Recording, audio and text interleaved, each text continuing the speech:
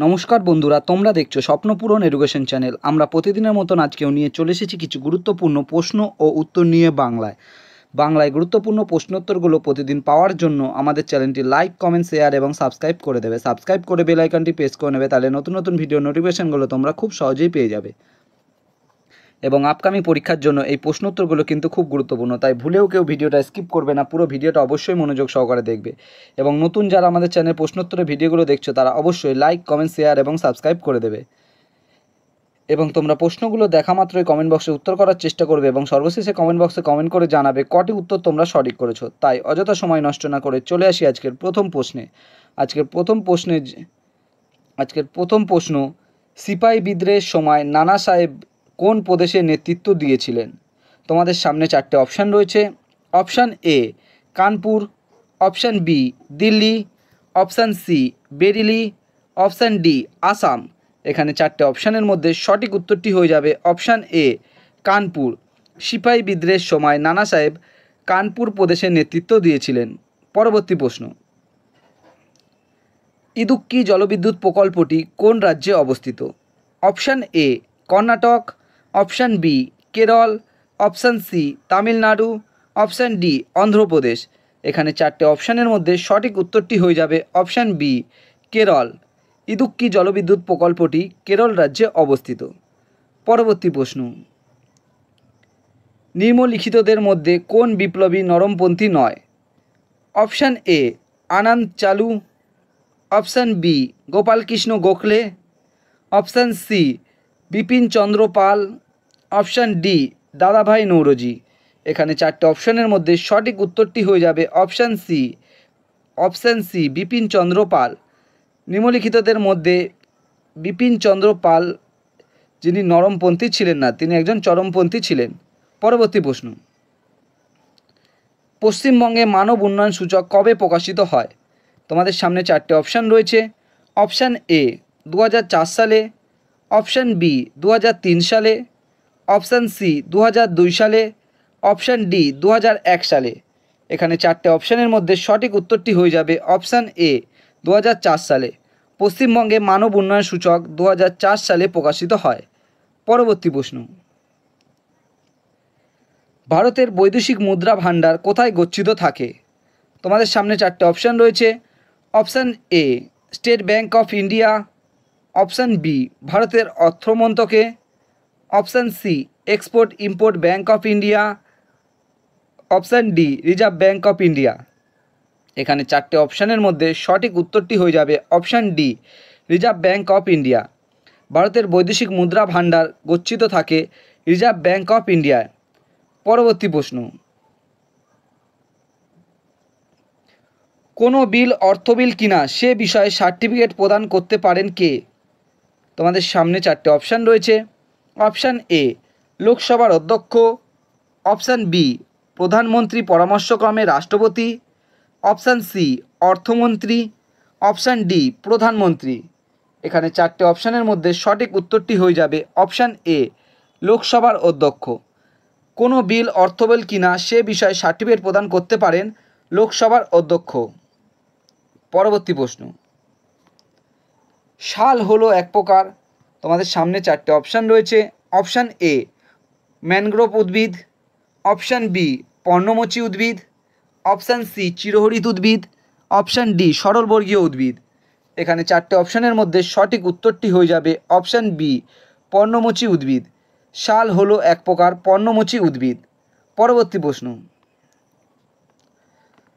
মুঘল সম্রাট ফারুক সিয়র কত সালে ইংরেজ কোম্পানির অনুকূলে ফরমান জারি করে বিনা শুল্কে বাংলাদেশে বাণিজ্য করতে দেন?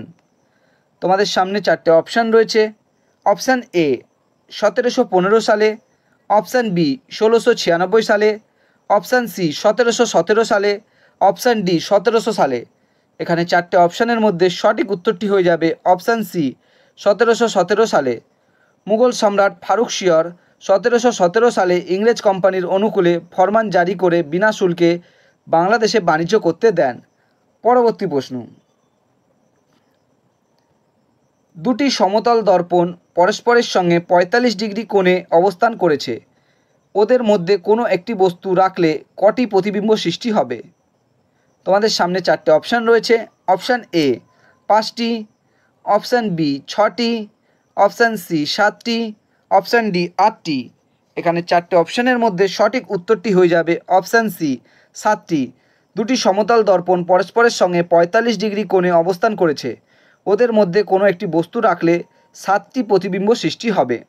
পরবর্তী প্রশ্ন, গুজ্জর উপজাতির জনগোষ্ঠী কোন রাজ্যে বসবাস করে? Option A Rajasthan, option B Jammu Kashmir, option C Haryana, option D Himachal Pradesh. এখানে 4টে অপশানের মধ্যে সঠিক উত্তরটি হয়ে যাবে অপশান ডি হিমাচল প্রদেশ। গুজ্জর উপজাতি জনগোষ্ঠী হিমাচল প্রদেশ রাজ্যে বসবাস করে। পরবর্তী প্রশ্ন,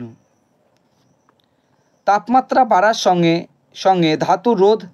অপশান এ কমে, অপশান বি অপরিবর্তিত থাকে, অপশান সি বাড়ে, অপশান ডি কোনোটিই নয়।